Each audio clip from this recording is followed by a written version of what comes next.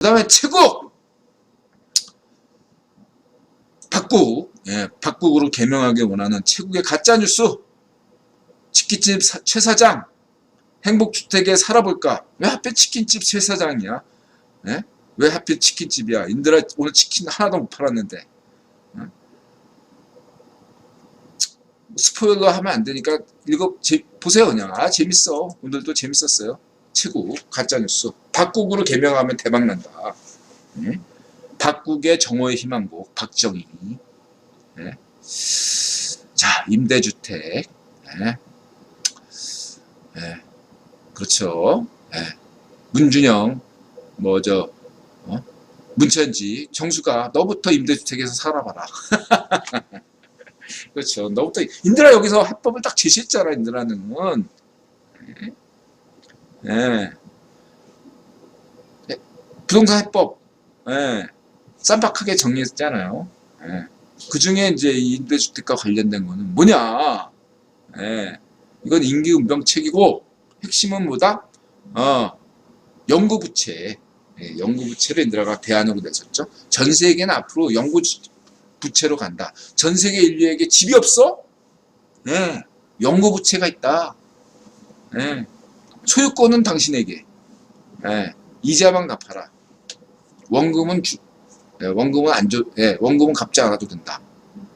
이런 시대가 올 것이다. 원금 없이 이자만 내는 세상이 도래한다. 그게 부동산 정책의 해법이 될 것이다. 전 세계에. 세계 최초로 이런 얘기를 해요. 인들아 어디서 들은 얘기 아니라 인드라 세계 최초. 이거 다른 학자들이 얘기한 거 있나? 예. 인드라가 세계 최초로 주장한 부동산 해법. 전 세계는 앞으로 이자만 내는 시대가 온다. 예. 집을 사면 이자만 내는 시대가 온다. 예. 예? 이해가 되셨죠? 예. 이자만 내다가 소득이 끊기거나 뭐 이렇게 돼요. 그럼 그 사람은 집을 팔면 돼. 예. 아니면 그 집을 은행에 저당 잡혀가지고 나오는 리스 있잖아요. 예? 집값을 해가지고 역으로 은행으로부터 이자 받아먹고 사는 삶. 그렇게 되는 거예요. 집을 사가지고 이자만 내다가 자기가 소득이 없어지면 은행에 그 주택을 저당 잡히고 이자 받는 그런 시대가 온다니까. 인들아 이 얘기가 먼 미래가처럼 들려요? 불가능한 얘기처럼 들립니까? 아주 현실적이잖아. 예? 소유권이 없는 게 아니야. 소유권이 있어.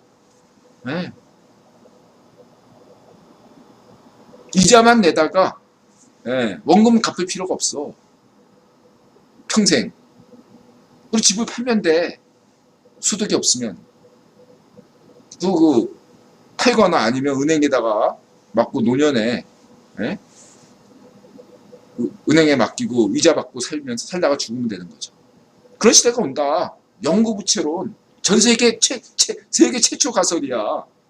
인드라가 세계 최초 많잖아. 대안도 이렇게 대한민국에만 적용되는 그러한 정책이 아니라 국유본도 감탄할 만한 제안이다 이거야. 연구부채 시대가 온다. 부동산에.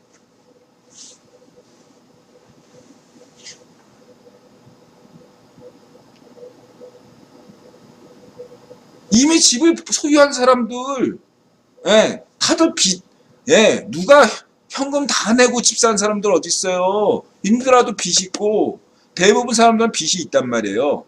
그럼 대부분 대출 받아서 집을 사지 현금으로 집 산 사람은 아주 드물어요. 대부분 빚이 있어요. 근데 이 대출이 5년 만기, 길면 뭐 30년 만기란 말이에요.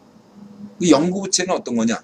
이 5년 만기, 30년 만기를 100년 만기로 늘려준다. 그러니까 기간을. 이미 집을 소유한 사람들은 에게 대출이 있다면 이 대출을 100년으로 연장해 주는 게 연구부채론이에요. 5년짜리를 100년으로, 30년짜리를 100년으로.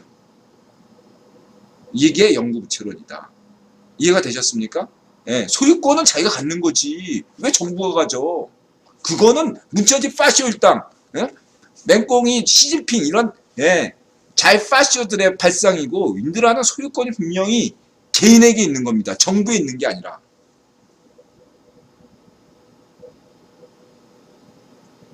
영모기지론. 그 영모기지론. 예. 근데 여기서 핵심은 뭐냐면 대출 기한을 5년이 아니라 100년으로 늘리는 거예요. 이자만 내면 돼. 집 살 수 있는 거지. 예. 그리고 대출 한도? 예. 신용만, 그 사람이 신용만 보증이 되면, 예.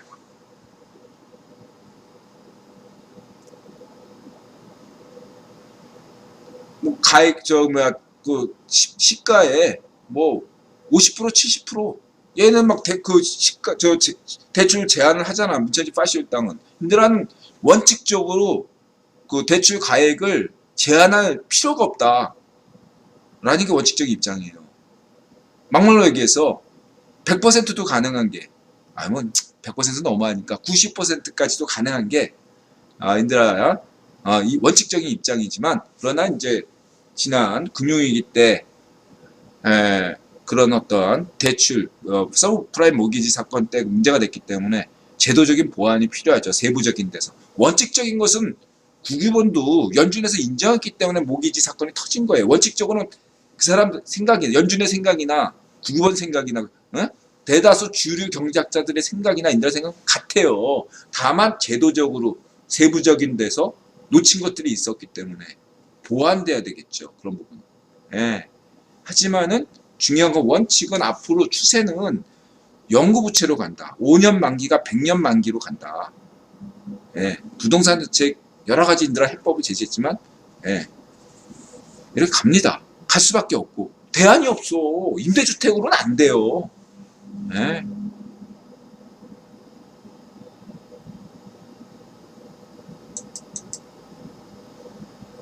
부동산에서 건물은 감가가 되는데 100년은 어렵지 않을까요? 상관없다니까 그것도. 근데 원칙적으로는 가능해요. 노스찰드님.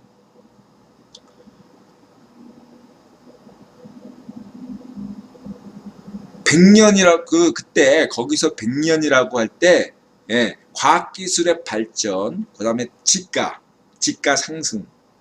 건물은 어차피 시간이 지나면 말씀하신 대로 루찰드 말씀대로 감가가 되죠. 예, 그건 지금도 마찬가지예요. 예, 지금도 그렇잖아요. 그러니까 100년짜리라고 간다고 그래서 예, 100년 동안 인플레이션을 생각해 보세요. 100년 동안의 인플레이션.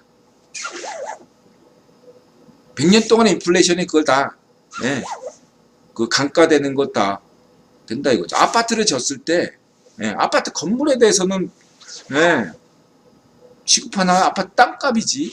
예, 땅값이잖아요. 예, 집가잖아요. 예. 아울러 이 건물 자체도 이 건물도 말씀하신 대로 과학기술이 발달하게 되면은 지금은 엄청나게 돈이 많이 들어가지만 리모델링 하는데 제레브 리프킨 말대로 3D 프린터 기술이 발달하게 되면은 리모델링 하는데 건비가 예, 비용이 발생이 최소화되는 추세로 가기 때문에 예? 최소화되죠. 그렇게 되면 어떻게 되죠? 지금은 리모델링이나 뭐 재개발이 아니라 뭐죠 이거를 리모델링 할 때 가격이 올라갈 수밖에 없잖아요. 새로 짓는 건물에는 더 많은 뭐 내진 설계 들어가고 뭐 하고 또 인건비 올라가고 여러 가지 이윤 챙기고 뭐 이렇게 하다 보면 예, 그 거주자가 1, 2억을 더 낼 수밖에 없고 그렇잖아요. 뭐 근데 이제 갈수록 요런 비용 상승면이 상세가 되는 쪽으로 간다 이거죠. 3D 프린터 기술이 과학 기술이 발달할수록 예, 그냥 기존의 가격과 유사한 인플레이션만 반영된 가격이 되기 때문에 감가 요인 이런 것들 종합적으로 고려했을 때 인들은 크게 봐서 원칙적으로 문제는 없다 이렇게 보고 있습니다. 예, 영구부채로 간다. 예. 그리고 인들아 분명히 얘기하지만 세계 추세는 점차 이자율이 일시적으로는 올라갈 수 있더라고요. 금융위기가 국연이 원하면 이제 공황을 일으키지만 이 록펠러 가문은 노스차일드 가문과 달리 공황을 일으키는 걸 되게 싫어하거든요. 예, 금융위기가 일어나더라도 일부분에서만 일어나는 걸 원하기 때문에 예, 그래서 그럼에도 불구하고 일시적으로 금리가 잠시 상승할 수는 있을지라도 예, 차츰차츰 예, 금리는 낮아지는 국면으로 인류는 진행될 것이다. 그 다음에 4차 산업혁명, 양자 산업혁명이 진행될수록 예, 금리는 더 낮아진다. 금리가 낮아질 것이다. 올라가지 않는다 이거죠. 계속 올라간 추세가 일수가 없다.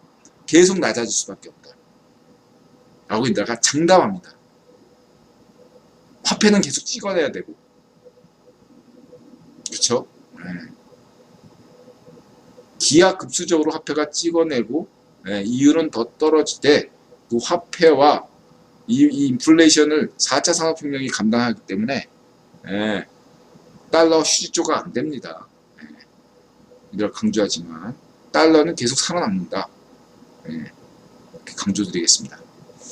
다만 지금 달러를 아무리 많이 찍어내도 지금 현재 전 세계 경제를 예, 무지막지하게 지금 막 발전하고 있기 때문에 제3세기를 중심으로 해서 예, 달러가 과거처럼 전 세계를 커버를 못 치니까 디지털 화폐가 대신 나와준 거예요. 예, 위안화 인정해주고 엔화 인정해주고 파운드화 예, 이렇게 유로화 이렇게 체제로 가는 것도 버거워서 엔화 그래 너 중국 위안화 너도 인정해줄게 대신 너 중국인민은행 은행장은 구의원 인사로 임명하는 걸 원해 해 그러니까 중국에서 네 알겠습니다 하고 한 게 예, 그런 위안화 체제다. 근데 위안화까지 끌어안아도 지금 세계 경제가 발달하는 거기에 화폐 필요량의 달러 정확하게 달러죠. 달러가 부족해요. 아니 달러를 무진장 찍어냈는데 왜 달러가 부족해? 달러 진짜 부족해요 여러분. 중국에 달러 없잖아. 중국이 달러가 없어가지고 난리야. 왜 없어요? 네. 동유럽 같은 나라에도 달러가 부족해요. 그렇게 많이 달러를 찍어내는데도. 근데 지금 미국에서 달러를 더 많이 찍어낼 수가 없으니까 네. 그래서 디지털 화폐 뭐 이런 식으로 보완책이 나오는 거지 달러는 100년 뒤에도 여전히 세계의 중심이다. 기축통화다. 근데 달러가 이 세계 경제를 다 커버 못 친다. 그래서 디지털 화폐가 보완, 암호화폐 뭐 이런 게 나오는 거다. 이렇게 보시면 되겠습니다. 그래서 결론 임대주택 이건 임기응변책이고 의미도 없다. 물론 일시적으로 필요하니까 임대주택도 왜냐하면 소득이 없는 사람들이 있으니까 그런 사람들을 위해서 고려할 필요는 있지만 이게 중심이 되면 나라가 망한다. 임대주택이 임기응변책이니까 핵심은 뭐냐? 영구부채다.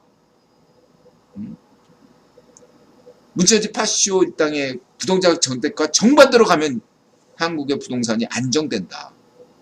이명박 박근혜 시대처럼 대한민국 서민이 중산층이 환하게 행복하게 웃을 수 있다. 이명박 박근혜 시대 때 우리 얼마나 행복했어요. 예? 부동산 전쟁만 생각해 보세요. 얼마나 행복했어요. 자, 그렇게 말씀드릴 수 있고요.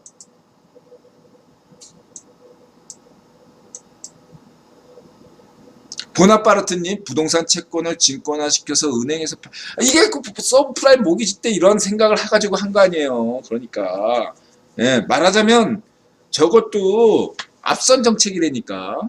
앞선 정책이라 너무 앞서가다 보니까 걸린 거죠. 마치 지금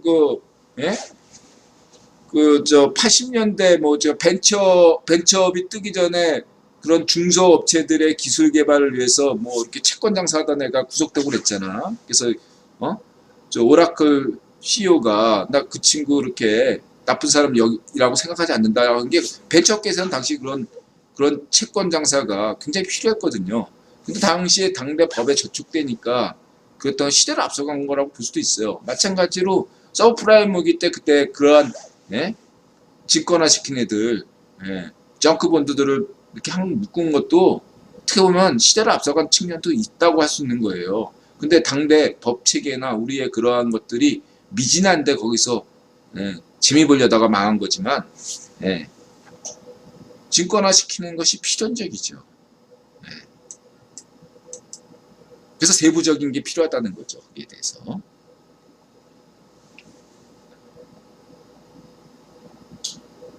은행은 브로커리지 비용만 먹고 디지털 달러로 바뀌는 게 아닐까요? 그러니까 디지털 암호화폐는 별도로 시장이 필요하거든요. 왜냐하면 디지털 화폐 이 비트코인만 보시더라도 예, 세상에 존재하는 그런 암흑시장, 지하시장 자금이 있단 말이에요. 마피아, 그 다음에 뭐 문천지 비자금, 그 다음에 뭐 반쪽 정은 비자금, 시진핑 비자금, 뭐 그다음에 뭐 골룸박 비자금, 뭐 유시민 비자금, 뭐 이런 거 있을 수 있잖아요.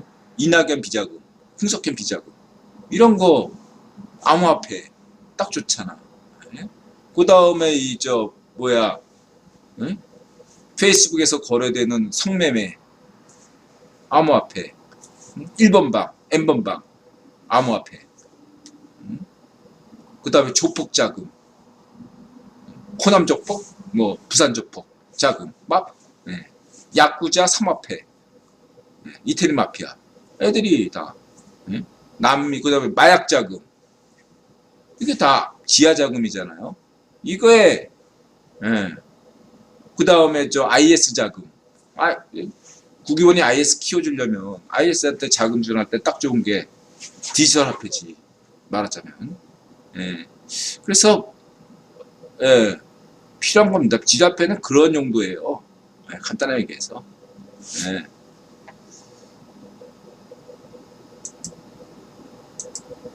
일본 다이와 하수처럼 대기업들이 임대주택 운영할 수 있게 해야 된다고 봅니다. 그거는 그 누구지? 밀턴 프리드만처럼 기업이 임대주택을 하니까 문제다. 예. 효율적으로 하지 못한다.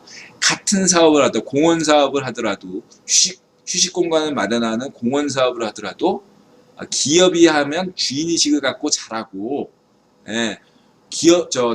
국가가 하면은 자기 돈 아니라고 헛돈 많이 쓴다.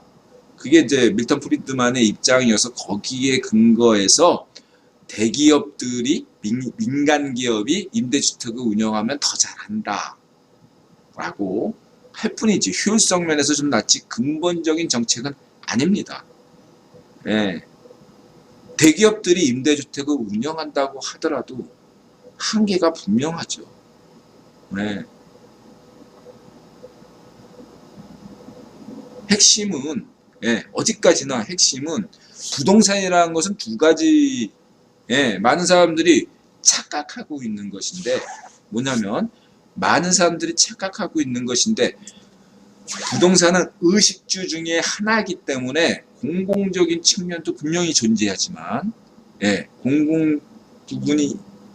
공공적인 부분이 있어서 그것들에 대한 물가 관리 그 다음에 임대주택이라는 것도 생각해볼 충분한 여지가 있지만 동시에 부동산은 동산처럼 주식처럼 투자 대상이기도 합니다.